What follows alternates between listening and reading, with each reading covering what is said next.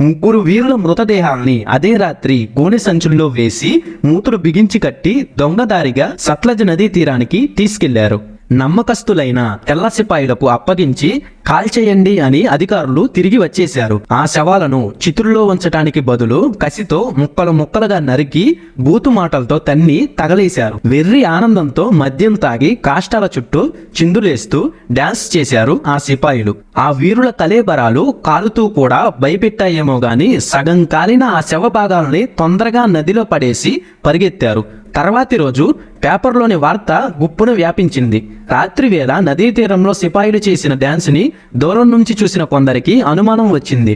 వెళ్లి చూస్తే చితుల్లో ఉత్త బూడిద తప్ప చితాభస్మం కనిపించలేదు. అనుమానంతో నదిలో వెతికారు. సగం కాలి మిగిలిన సాహసమూర్తుల శరీర భాగాలు దొరికాయి. కన్నీరు వరదలైంది. వారికి సగౌరవంగా ప్రజలు ఆ విప్లవ మూర్తులకు దహన సంస్కారాలు చేశారు.